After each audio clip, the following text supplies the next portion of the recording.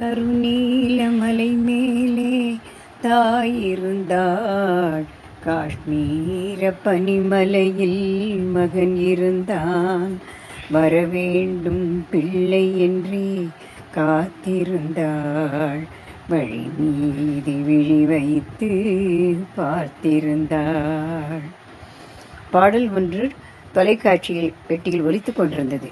ஜானகியின் கண்களில் கண்ணீர் துடைத்தது. ஜானகியின் கணவர் ராகவன் வழியில் வந்தார்.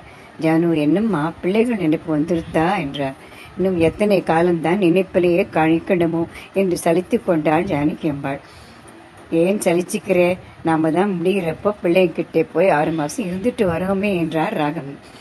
வயசு கூடினா நம்மால போக முடியுமா? அவளும் அடிக்கடி வர முடியுமா?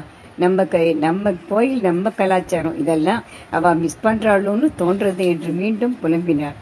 அசடே, இங்கே தான் நீ தப்பு பண்ற. நம்ம ஊர்ல இப்போ கலாச்சாரம் படுற பாட்டை பாக்குறோமே. வயசு பசங்கள் எல்லாம் குடிச்சு கூத்தடிக்கிறதுகள். அப்பாக்களும் அம்மாக்களும் பணத்தை தேடி ஓடிட்டு இருக்கா. பிள்ளைகளோ போதையிலே விழறா என்று ஆதங்கப்பட்டார். எல்லாருமா அப்படி இருக்கா என்றாள் ஜானகி அம்மாள். இல்லை ஜானு, 100க்கு 50 பசங்க ஆணும் பெண்ணும் கெட்டு அலையிறதுகள்.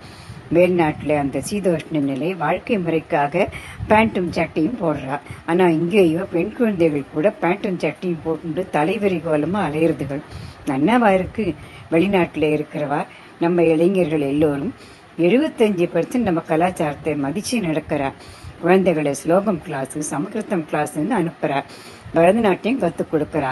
நம்ம பண்டிகைகளை நம்மளை விட சிரத்தையா சந்தோஷமா கொண்டாடுறா. நம்ம ஊருக்கு வந்து குழந்தைகளுக்கு வயசுக்கு 10 வயசுக்கு மேல பூணல் போடுறா. இங்கே வந்தா குலதெய்வம் கோயில்னு கொண்டாடுறா. இங்கேயோ பிள்ளைகளுக்கு காலாகாலத்துல பூணல் போடுறதில்ல, போட்டாலும் அதுகள் கழட்டி ஆணிகளை மாற்றுறதுகள் என்று அங்கலாய்த்தார். அது சரி, நம்ம கோயில்களில் இருக்கிற ஒரு ஈர்ப்பும் தூய்மையும் அங்கே இருக்குமா என்று மறுபடியும் ஜானகி முணுமுணுத்தார். மறுபடி நீ தப்பு பண்ற ஜானு. நம்ம கோயிலெல்லாம் இப்போ கொள்ளை கூட்டத்துக்கு கைகளில் அகப்பட்டு தத்தளிக்கிறது. சிலைகள் திருட்டு போறது. அதுக்கு காவலா இருக்க வேண்டியவாளே கை கட்டிண்டு ஓரமா நிக்கிறா. இன்னும் இப்படியே போனா கோயில் சொத்தெல்லாம் கொள்ளை போய் கோயில்களை இழுத்து மூடுற நிலை வந்துருமோன்னு பயமா இருக்கு. வெளிநாடுகளே நம்ம தெய்வங்களை கோயில் கட்டுறா, சிரத்தையா பூஜை பண்றா, திருவிழா கொண்டாடுறா. இது போராதா என்றார். அது சரி, ஆனா குழந்தைகளின் பிரிவு மனசை கலக்கிறதே என்று கலங்கினாள் ஜானகி. என்ன பண்றது ஜானு? அப்போ நம்ம பிள்ளைகளுக்கு இங்கே சரியா வேலை வாய்ப்பு கிடைக்கல. பிழைப்புக்காக போனா. இப்போ திரும்பி வர முடியாத சூழ்நிலை.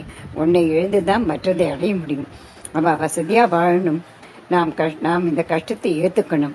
இது நமக்கு மட்டுமில்லை, நம்மளை போல நிறைய பேருடைய நிலையும் இதுதான் என்றார் முத்தாய்ப்பாக. ஜானகி சற்று மனம் தெளிந்து பூஜை அறையை நோக்கி நடந்தாள்.